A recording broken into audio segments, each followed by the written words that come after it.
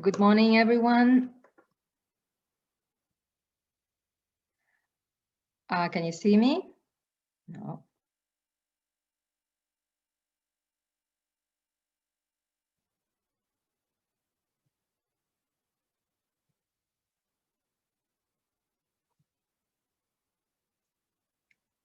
Good morning. Okay, you can see me. Okay. Good morning. Hello. Hello, everyone. Welcome, everyone, to this webinar on evictions. This is the first webinar of a series of webinars that will happen today, today and during the week. Thanks for joining us in this workshop. We should have done this workshop in Bratislava, but unfortunately, due to the current situation, we were forced to go online. So thank you very much for being there. I would like to thank you also our two speakers for accepting to be part on the workshop. I really appreciate that you could join us today despite last minute technical problems.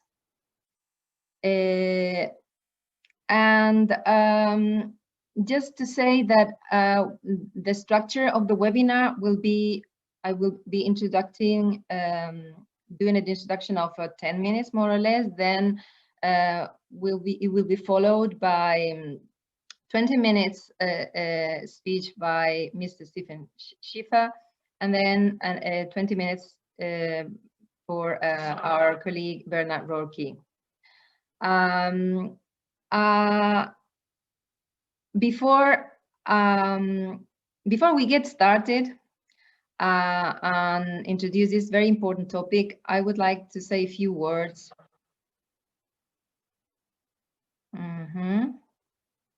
Just a sec.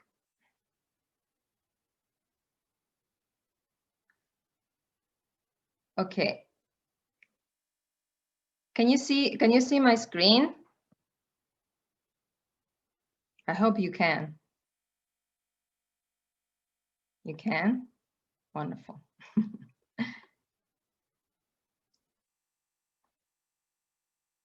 Okay, so for those of you who would like to ask questions, you can do it in the chat section. Please be careful to select the option all panelists and attendees so that we can see the questions, all of us, okay? One of the first things that I wanted to do before we started our webinar, it's to remind you that you can become member of FEANTSA, that we have a new FEANTSA membership in place now. And it is a very important moment right now, because in 2021, the European Commission will launch a European platform on homelessness, which will establish a shared goal to end homelessness in the EU, support member states to make progress by 2030, and monitor homelessness, develop integrated strategies, and facilitate mutual learning. So up until now, the membership was mainly basically homeless service providers at all levels, and currently it is open to many other actors like cities, agencies, ministries and foundations, think tanks, research institutions. You can see them on the screen. And of course, like the benefits of the membership, it's participating in conferences and webinars such as this one, feeding into our policy development, contributing to our clusters of experts, getting to know international best practices, and working with counterparts across Europe. So don't hesitate if you had thought in the past of joining FEANTSA, you didn't meet the requirements. Now it's a good moment, because we have changed the whole FEANTSA structure membership. Having said that, I would like to explain a bit why we choose this topic.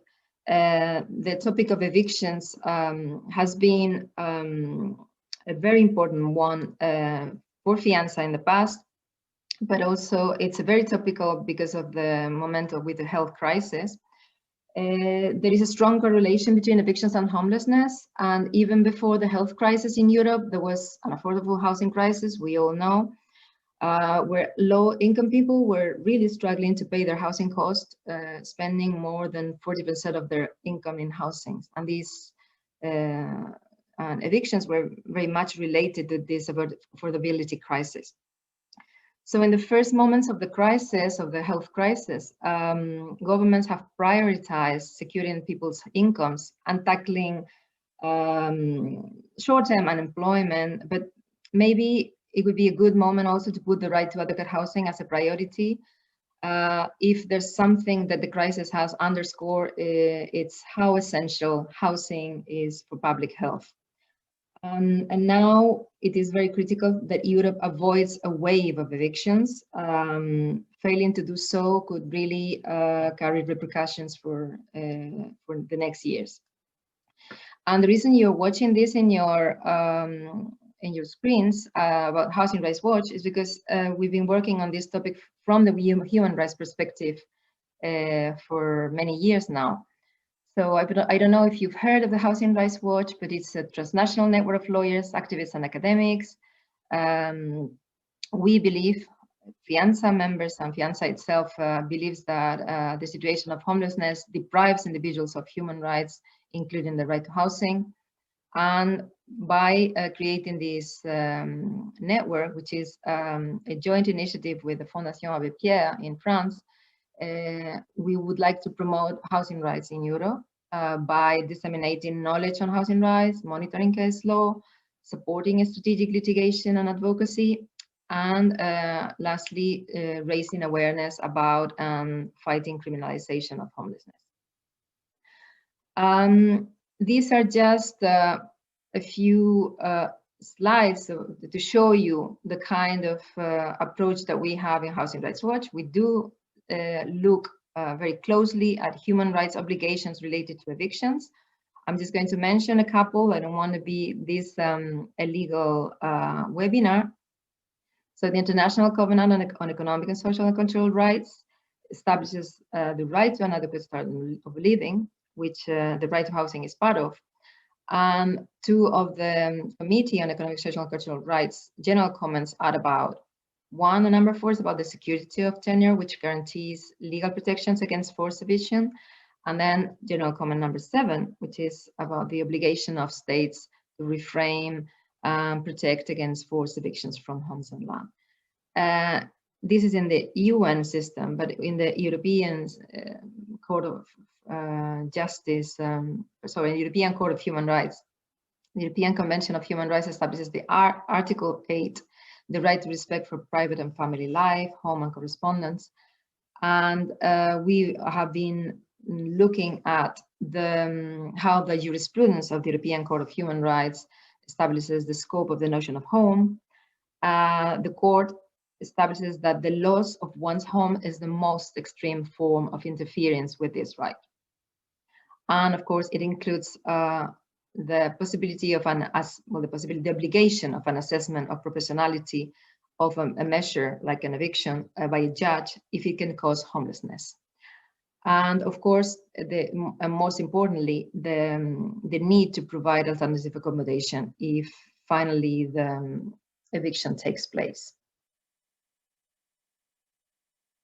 Of course, the evictions have become a very important issue during the health crisis, and recommendations have been issued by, for example, and you can see it in the slide, the UN Special Rapporteur on Adequate Housing. Former UN Special Rapporteur was Lilani Farha. She stated that housing had become the front line, the defense against the coronavirus, and that she made a few recommendations that we have made ours as well. That keeping people housed as a way of limiting the spread of COVID-19, it's essential. There's a need to ban all evictions for the duration of the health crisis. And if for any reason an eviction takes place, the person must be provided with secure and decent alternative housing. There are many others, so not just banning evictions, like establishing financial and legal measures to alleviate rent arrears, ensuring essential services such as heating, electricity, etc. during the crisis, and lastly, establishing services to counsel in eviction cases. I don't want to take more space for myself, so I would like to give the floor now to our colleagues. So now I would like to give the floor to our first speaker,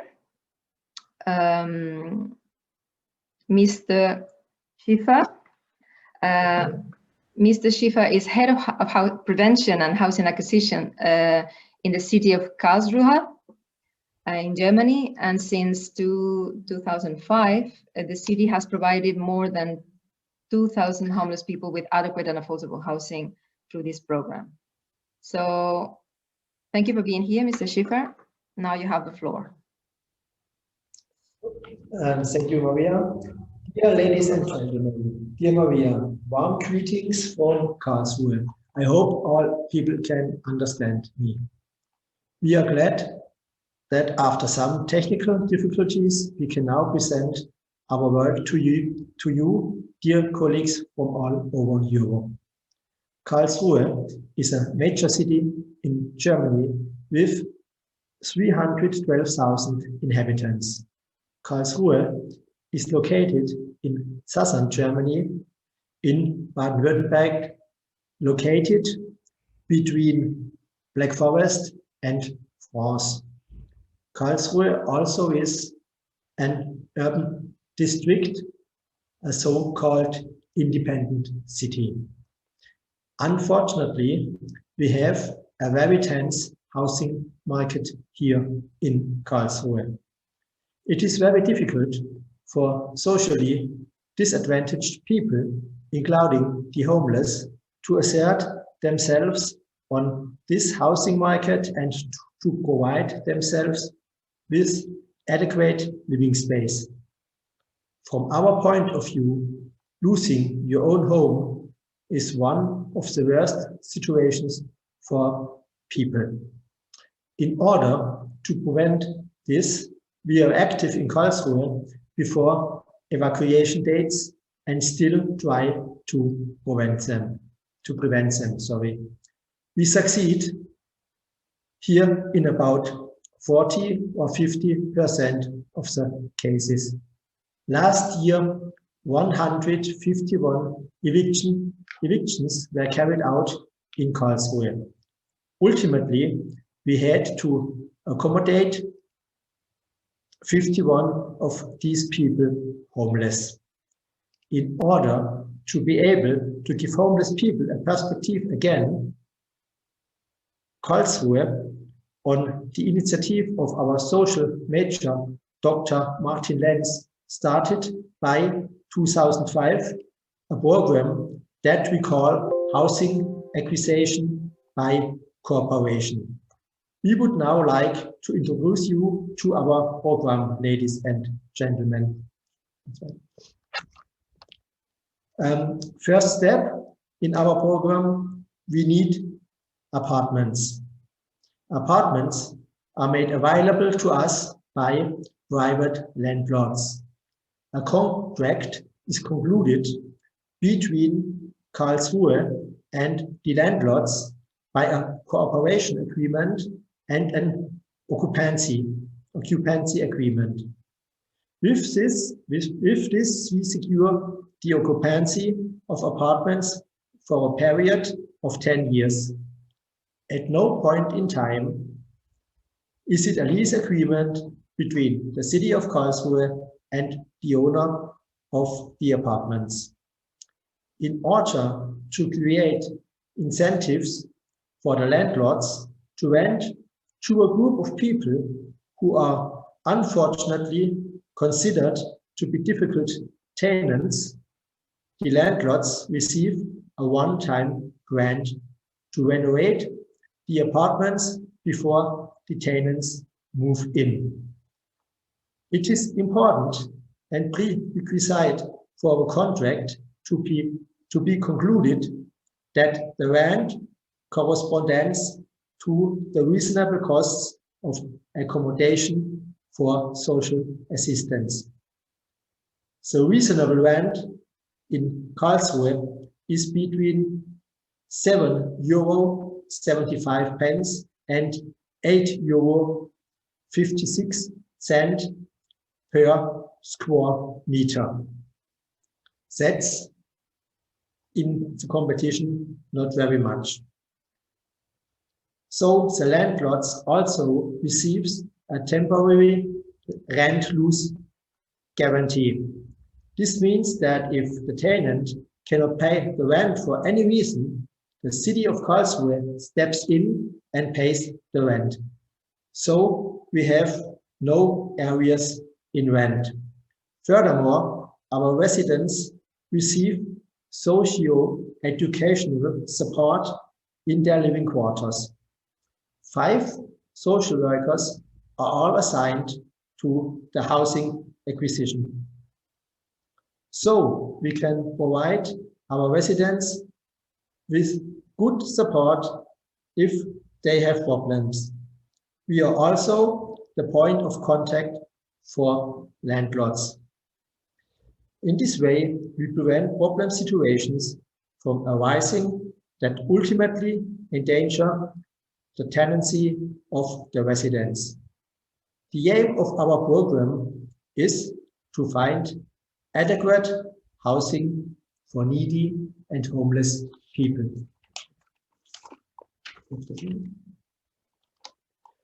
By appropriate, we mean that the apartments are affordable for our people and affordable of the appropriate size. We don't want that families live in 2 small apartments. The home is the center of life for everyone. It is also the starting point for all social contacts and private retreats. We want our homeless people to be able to participate in social life again by having own apartments. Also, homeless people should be able to lead a self-determined life. Now, we show you here 2 before and after pictures of an apartment renovated by the acquisition of living space.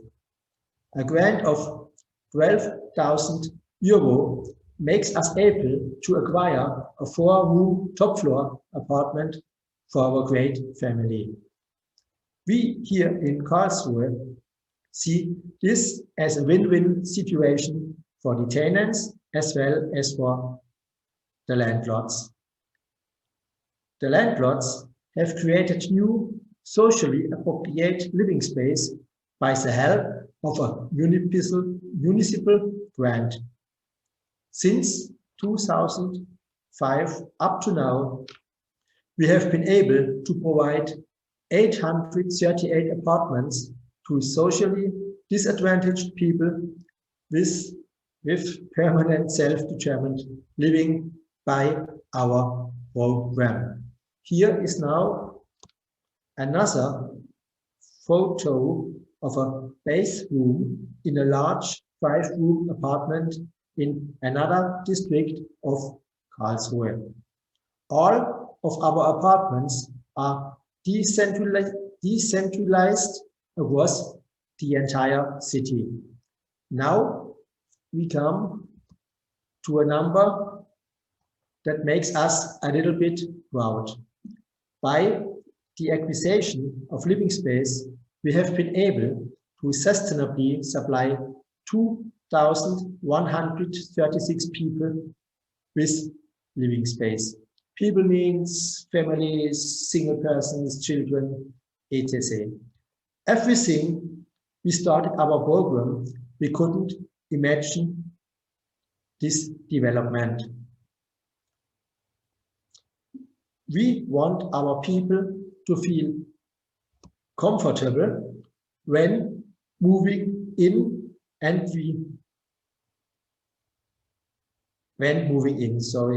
Also, we want people to identify with their living spaces. All our offers are made voluntarily and without compulsion.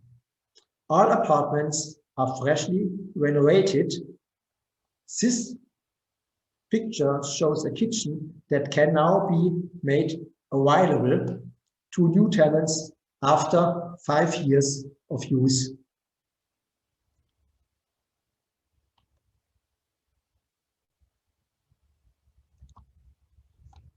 Here, you can see that we were always able to provide a large number of families with evictions apartments.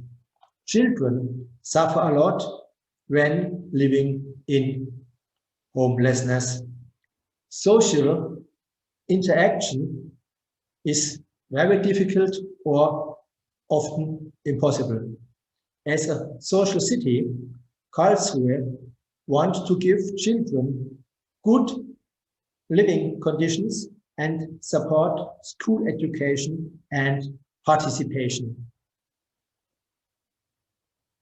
We don't want that children must do their homework in a homeless shelter at bedside table of parents. Thank you very much for listening. Greetings to all of you in Europe, and Maria, for you, a small apology for all the technical problems in advance. Now we are looking for your questions.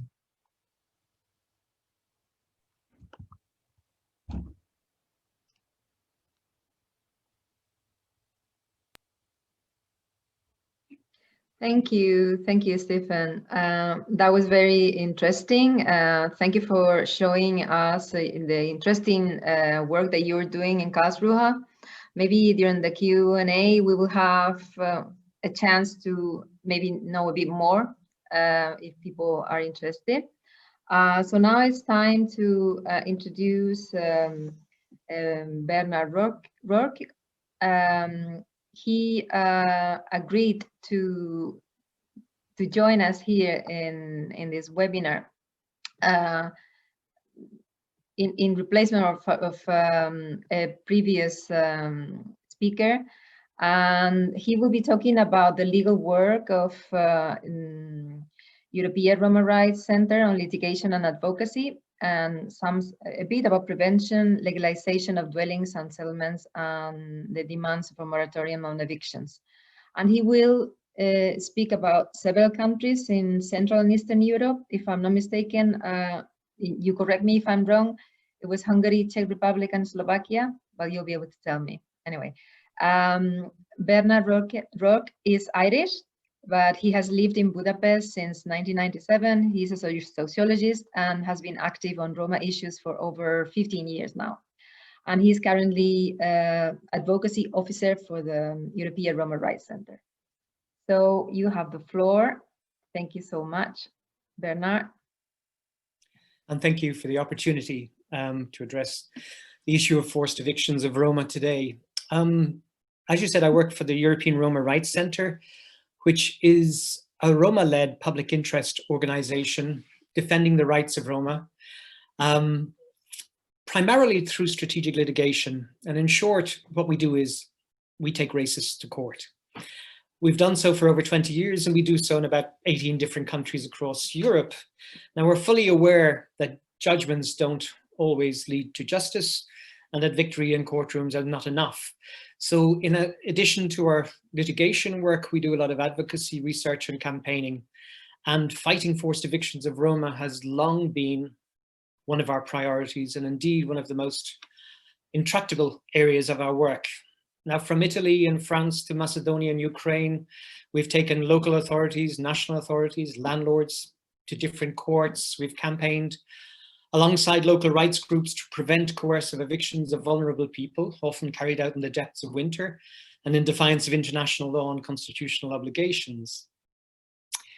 We have on many occasions sought and sometimes successfully obtained interim measures from the European Court of Human Rights to halt impending evictions of the very young and the very old, often heavily pregnant, ill and disabled persons, to prevent them from ending up on the streets. Now, to give you a brief overview of the general situation of Roma, I would just quote Niels Mužnieks, the former Council of Europe Commissioner for Human Rights, who described Roma evictions as Europe's silent scandal. He dismissed the wrong-headed notion that there's something inevitable about poverty among Roma, and described the appalling housing conditions as the most visible result of discrimination and social exclusion. Now, Roma are regularly forced to live in segregated settlements, lacking basic infrastructure, and are victims of repeated forced evictions. They face much discrimination in attempting to access social housing or rent accommodation in the private market. With access to education, healthcare, and other social services, not to mention employment opportunities, are often dependent on the possession of an official address. This lack of proper housing only reinforces Roma marginalization. Now, the wider policy background in Europe: in 2011, the European Union launched the EU framework for Roma integration up to 2020, and it requested that all member states draw up national integration strategies to prioritize access to education, employment, healthcare, and housing for Roma. Now, we've passed the 2020 end date, and the verdict from civil society, a range of expert opinions, and the European Commission itself is that those national strategies were, by and large, a dismal failure. The Roma Civil Monitor found that across Europe, implementation of national strategies was random and haphazard, governance was weak and incoherent, and the patterns and habits of discrimination went largely unchecked. Now, all this failure was combined with an alarming rise in anti-Gypsyism, which has left many communities vulnerable to forced evictions, discriminatory policing, racially motivated hostility, and violence. Now, of all the priority areas, it's housing where least progress has been made. The situation has actually worsened in key countries. Forced evictions and demolitions of dwellings continue at a pace, with many Roma relocated to remote, sometimes toxic sites with no access to basic services. Now, today in this snapshot presentation, I'd like to focus briefly on, shall we say, Romania, Slovakia, Czech Republic, and Bulgaria, and Hungary, to give you some idea of the challenges we face in trying to combat forced evictions.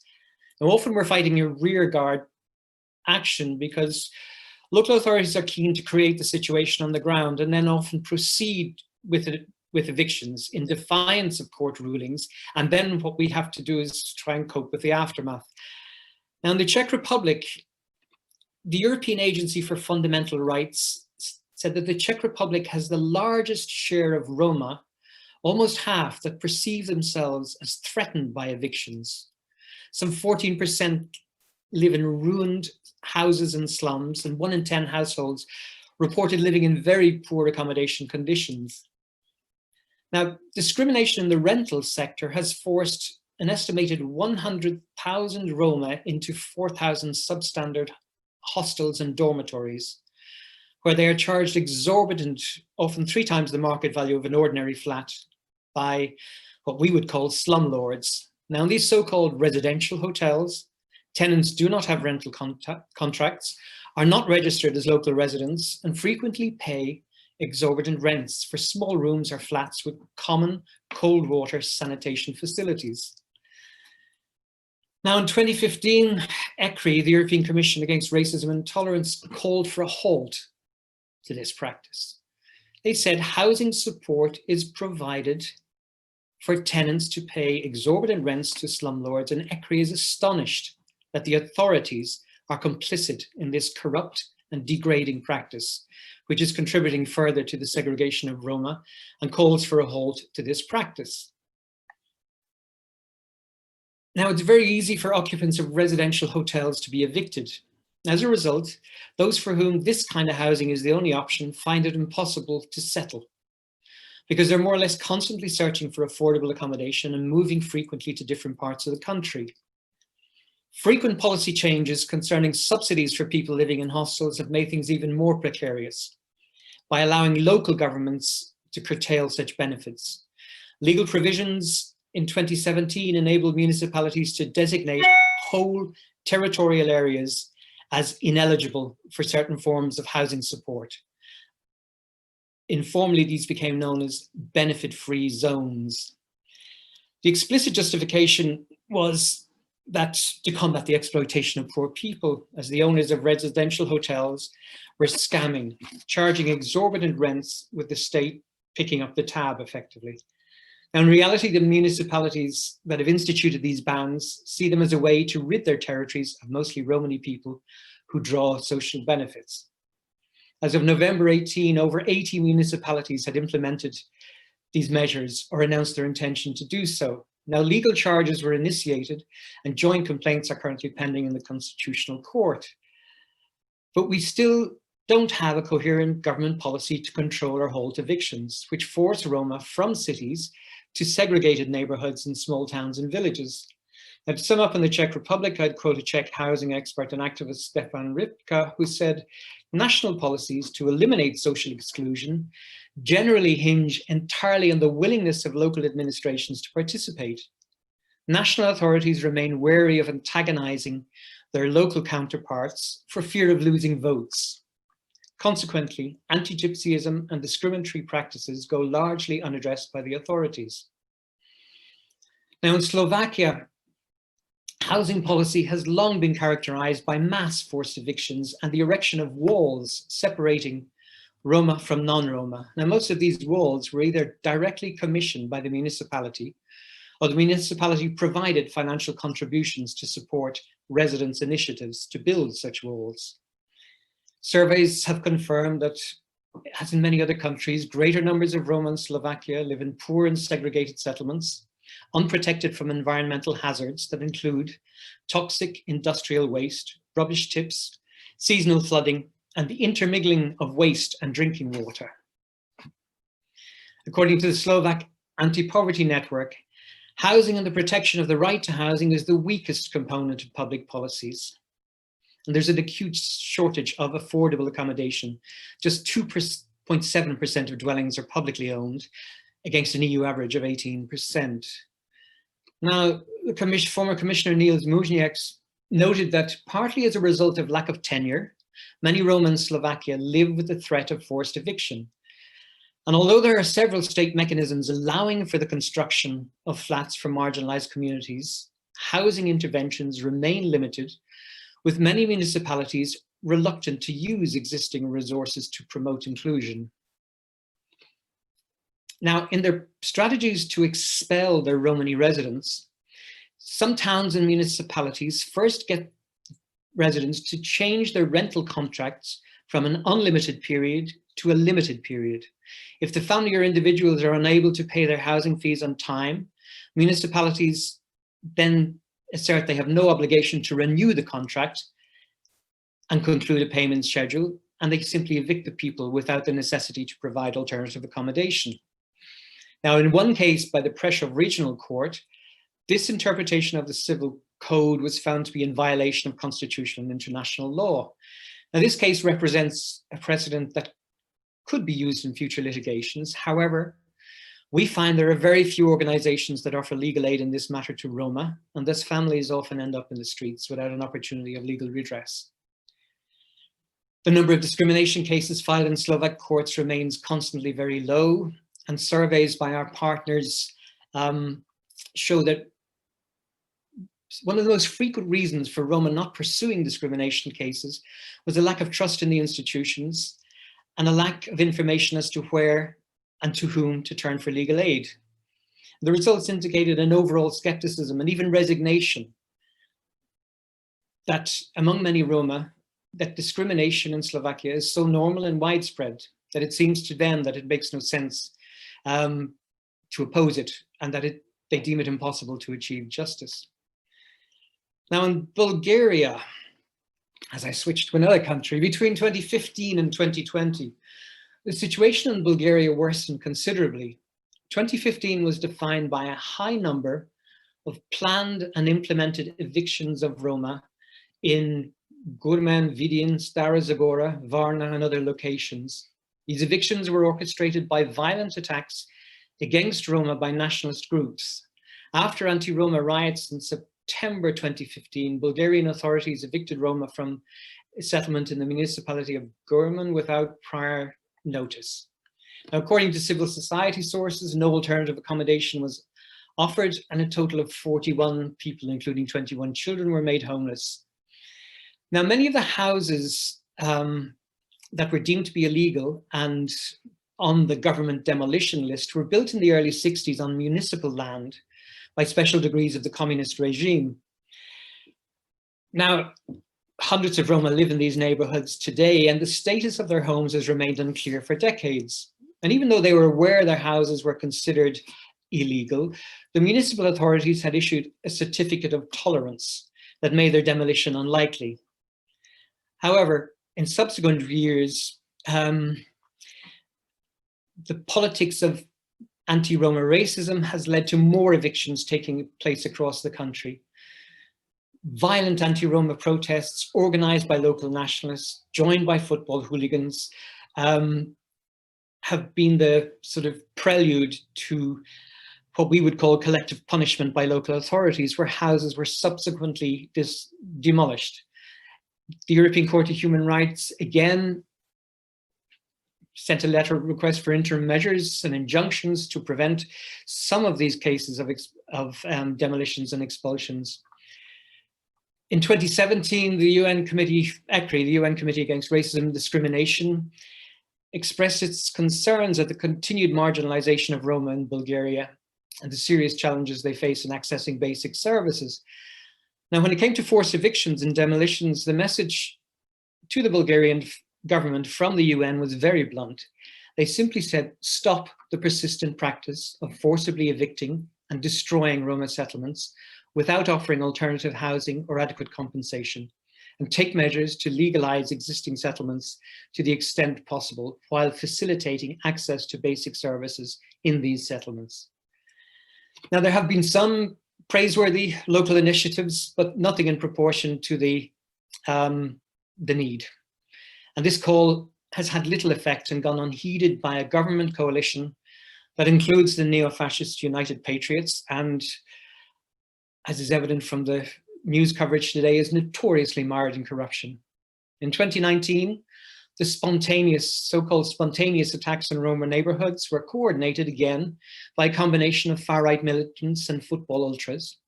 The Deputy Prime Minister, ahead of an extremist IMRO party, upped the tension during this unrest by calling for harsh measures because gypsies, he said, gypsies in Bulgaria have become extremely insolent. This call was followed by local authorities ordering the demolition of 15 family dwellings in a Roma neighborhood, again as a form of collective punishment. Video footage of the violence showed mobs attacking houses, throwing rocks through the windows and demolishing their chimneys while bystanders cheered and applauded. On the backs of protests bizarrely billed as "Say No to Aggression," Romani children were forced to stay at home from school for their own safety, and families fled to other towns to stay with relatives. Now, amid all the chaos in government, one clear pattern emerges. Anti-Roma rhetoric, forced evictions, and attacks on Roma neighborhoods coincide with electoral cycles. Similarly, in Hungary, we've seen official intimidation, far-right anti-Roma hate speech, and moves to evict Roma coinciding with local elections. Infamously, in May 2014, local authorities in Miskolc adopted an amendment allowing the municipality to terminate its contract with residents of so-called low-comfort social housing as a prelude to demolish the dwellings to make way for a parking lot for one of Viktor Orban's soccer stadiums. Now, this so-called numbered streets neighborhood bore no resemblance to ghettos or slums conjured up in election campaigning and media speculation. Reporters from abroad were surprised to find no ghetto, no slum, but rather a neighborhood comprised of pleasant, well-maintained rows of houses. Families were told they could apply for social housing elsewhere in the town. However, this came with conditions which included significant own financial resources, which effectively excluded them from access to this social housing. They were also offered up to 6,500 euro to buy homes outside the city limits. So the ambition was not just to level the Roma neighborhood, but also to banish the inhabitants, a sort of what has been called a sort of peacetime exercise in ethnic cleansing. Now, both the governing Fidesz party and the far-right Jobbik party launched signature drives, so they heightened up the atmosphere to create the notion that those living on the street, on the numbered streets neighborhood, were all criminals. They said that the rule of law must prevail. There will be no more ghettos in the 21st century. And all this campaigning was carried out against a background of intimidation of the, in the form of inspections by the authorities. So inspections were carried out with the deliberate aim of scaring the tenants. One tenant described it, 60 people storm our settlement at times like this. They check whether the streets are clean and whether the lawn has been mowed in the garden. The youth office checks under what circumstances the children are living. We are constantly exposed to this psychological terror. We never know if they find something they don't like. What happens? What will they do? They take our children away. Now, playing the race card brought electoral dividends, and the ruling party won the local elections. They blatantly denied it was an ethnic or racial issue and stated that for the city leadership, it was an endeavor to eradicate an impoverished slum. By February the 8th, a resolution was adopted on the expansion of the football stadium and confirming that the area where Roma live will be demolished. Now, challenges in the Supreme Court ruled that the idea of giving monetary compensation to force people of a certain ethnicity to leave the city limits, to go beyond the city limits, was unconstitutional. But it didn't address the policy of evictions as a whole, simply the one of giving monetary compensation. Now, this attracted international condemnation from the EU Justice Commissioner, Vera Jourova, said that these measures affecting local residents was out of line with the Roma framework. The OSCE called for a halt to efforts to force the Roma out of Miskolc and expressed deep concern that such discriminatory measures could set a dangerous precedent and provide a negative example for others. Now, it has set a dangerous precedent, and the ERRC requested the European Commission take action and initiate infringement proceedings against Hungary for this flagrant breach of EU law. They did not do so. In neighboring Romania, the ERRC has repeatedly called on the Romanian government to prohibit all forced evictions, which disproportionately affect Roma, and for local authorities to hold such evictions immediately until a legal framework is adopted that establishes appropriate requirements and procedures to be followed prior, during, and after evictions, in line with international human rights commitments. We've asked for, concerning social housing, we've asked for a halt evictions until issues around social housing are addressed. Social housing is allocated on a point system based on locally set criteria, which indirectly discriminate against the most impoverished. While social housing is predominantly financed from the national budget, there's no oversight mechanism to ensure that housing allocation is transparent and non-discriminatory. We have repeatedly made submissions to UN committees about that in the case of forced evictions of Romani communities, authorities failed to explore feasible alternatives before eviction, failed to ensure that evictions were carried out in compliance with international and national obligations, and failed to ensure that adequate alternative housing is available. So this is again a similar pattern across EU member states. The evictions that we covered in our submission were carried out in particularly bad weather conditions. National and local authorities repeatedly failed to ensure that any proper safeguards are in place. Furthermore, the current national legal framework doesn't cover evictions from informal housing. There's no legal requirement to conduct any consultation with regard to proposed evictions or to alternative accommodation being covered when it concerns informal housing. Eviction is interpreted in a narrow manner which does not appear to cover the clearing of informal housing by public authorities. This is the type of eviction which most affects Roma. It provides no time for challenging an eviction notice or obtaining a remedy. And I mean, in his remarks on housing at his end of mission statement in Romania, Professor Philip Alston from the UN Council Special Rapporteur on Extreme Poverty, he concurred with our findings when he said, the structural problem in many places is that Roma lack security of tenure. Either they have no property title or rental agreement, or they live in formally nationalized houses. At any time, they can be evicted from their homes with all of the attendant stress. All too often, evictions have taken place with little advance notice, have been carried out in an abusive fashion, result either in homelessness or relocation far away from jobs, schools, hospitals, and other facilities, and end up reinforcing residential segregation of a discriminatory nature. Now, by way of conclusion, I would just say that international standards clearly provide that a state's right to evict must be counterbalanced by its duty to provide adequate alternative housing, respecting people's dignity, and to provide those being evicted with an effective chance to seek judicial redress. The ERRC's work has we continue to make submissions to international bodies, continue to compile, document evictions, and continue to challenge these evictions in the courts. The European Court of Human Rights established that forced evictions could amount to an infringement of the right to respect for the home and right to family life. And in several other judgments, the court has underscored that Roma require special protection because of their specific disadvantage and vulnerability, and evictions should not result in homelessness. Now, in addition to the legally binding jurisprudence, European countries have committed to uphold other standards they themselves adopted within the Council of Europe, the EN, the EU, the OSCE, and much of this has been transposed into domestic legislation. Yet this wealth of legal standards and international commitments adds up to sweet nothing.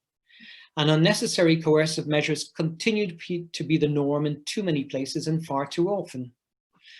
Forced evictions without the provision of adequate housing alternatives continue abated, causing untold trauma to the lives of vulnerable Roma, displacing them and deepening their exclusion from their localities and from the wider society. Thank you. Thank you. Thank you, Bernard. That was very interesting. As you see, European Roma Rights Center has a long history of defending Roma rights in Europe.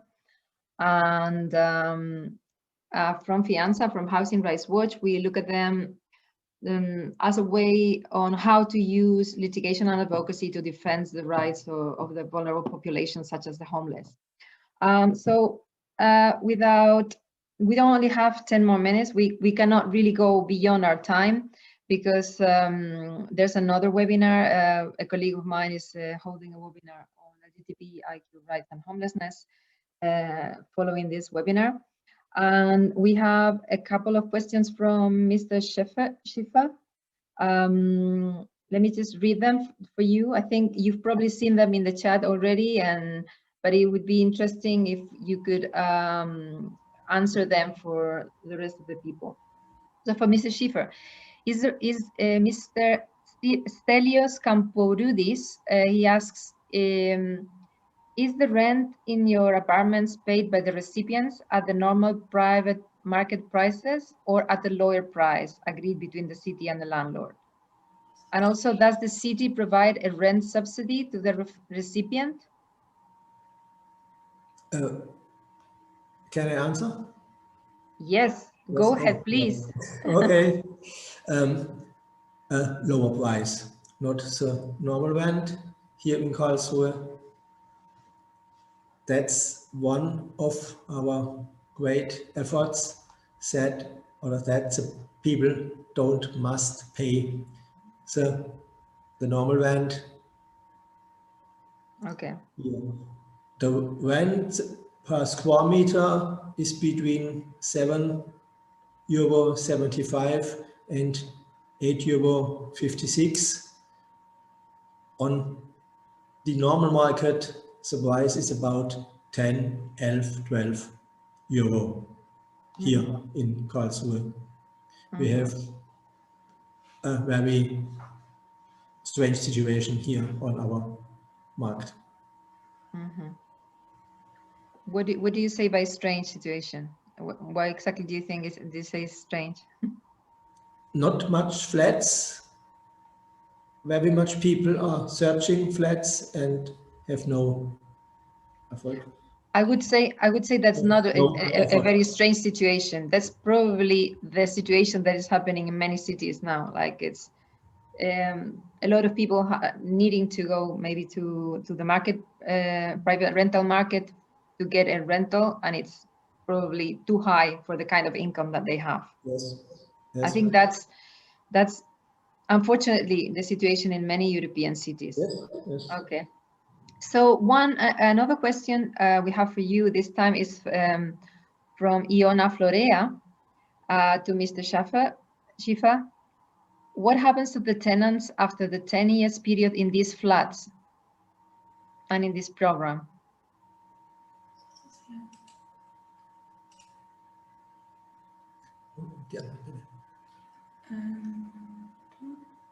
They get a normal tenancy agreement. They are then self-violent. Okay. And we are working with our program since 15 years, and we have no great problems after 10 years. Okay, so for the municipality, are the costs of this housing program on the long term lower than building public social housing? I'm no expert for the social housing, but we think that we are cheaper than a homeless shelter for people. The own flat is cheaper than bringing people in homeless shelters. Okay. Well. And the other Vorteile? The other taxes or efforts we have told in our presentation. Okay. I have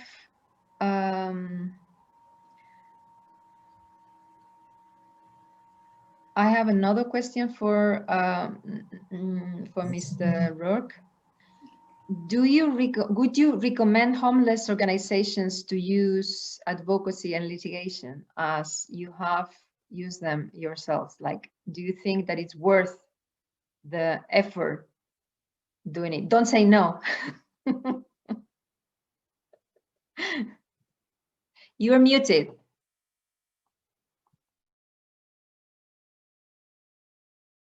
Apologies. Absolutely, it's worth it. Not a day goes by that we don't engage in advocacy. It's vitally important not just to win the arguments in court. It's vitally important to win the arguments in the public sphere with policymakers, with local authorities. I'm very heartened by sort of good practice and good faith by many local authorities, showing that there are solutions beyond coercion, expulsion, containment. And when it comes to what I think is one of the most vital human rights issues across the country, across the continent, the issue of housing for all, basically. Yes, I think every day it's absolutely worth it, and we must continue to strive in advocacy, campaigning, awareness raising, and litigation to see that justice prevails.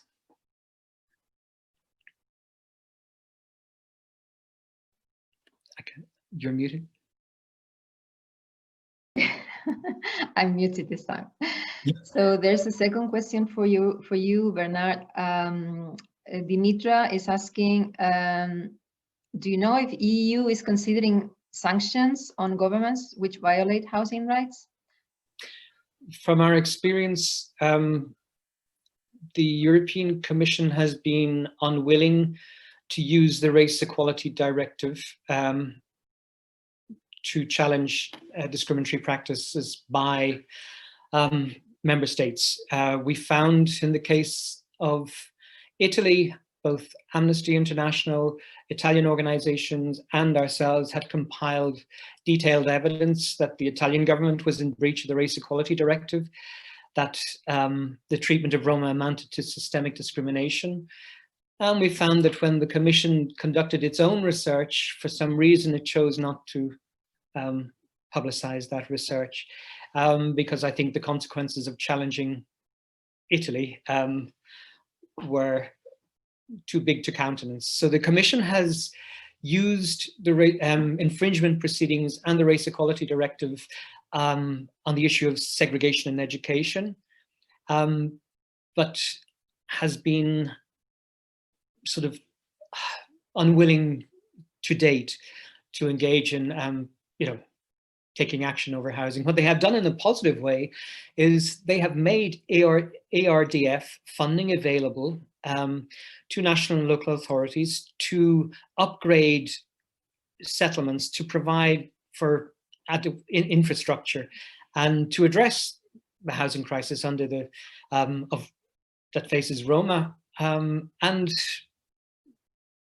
the European Commission has gone to great lengths to facilitate, how you can use these funds to make it easy, as easy as possible. But the sad thing is that local authorities would rather not avail of the available funding, not use it, and avoid taking, measures to provide inclusive, adequate housing. And in Ireland, there's the case that there's literally millions of funding gone unspent by local authorities. They would rather let the money lie idle than provide decent accommodation for travellers in Roma. So I am hoping that as the European Commission is now revising and reviewing the Racial Equality Directive, and with its new sort of action plan to combat racism, and the new launch of EU Roma inclusion post, up to 2030, that they will sort of begin to grapple with what is to be done about housing, and countenance more sort of punitive sanctions when member states fail in their obligations.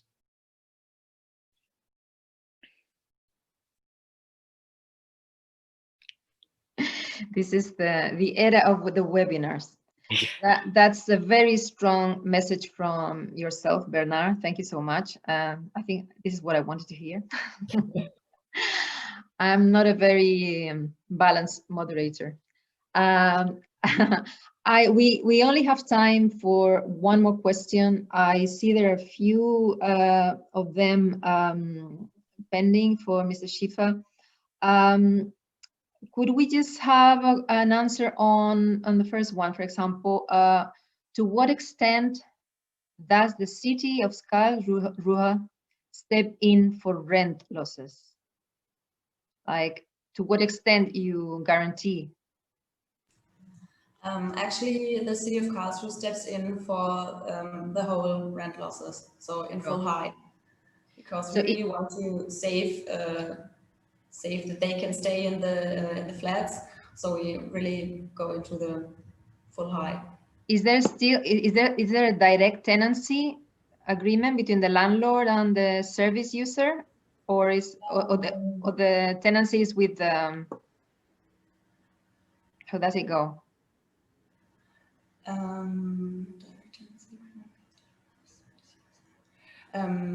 This is only after the if they get a real if they get their agreement, their normal agreement, then they are having this direct agreement, and then we're not in it anymore. Okay. Thank you. Carola, maybe? Yes. Thank you, Carola. And thank you, Steffen. I think we could probably end the webinar here. I think that this topic, it could go on and on forever. And I think we've chosen two completely different initiatives. One,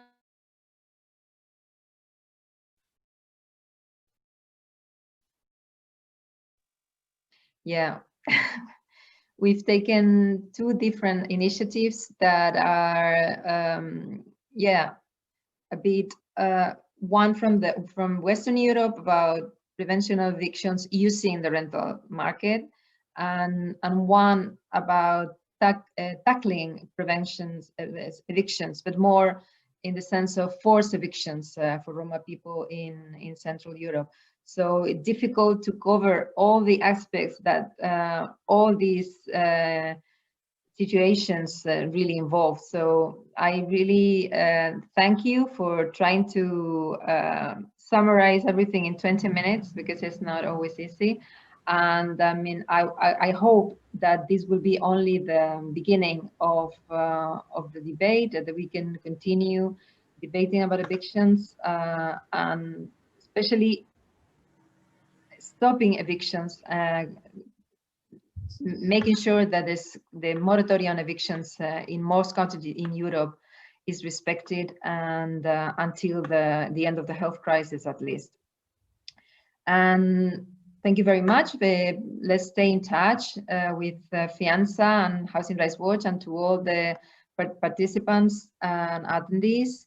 We will surely share with you the presentations soon on the FEANTSA website. So yeah, I really encourage you to join the rest of the webinars that are going to happen during the week. Make sure that you at least see a few of them, because it's a very interesting offer from the rest of my colleagues.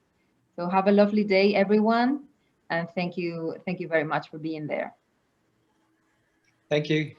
Thank you. Bye. Bye, everyone.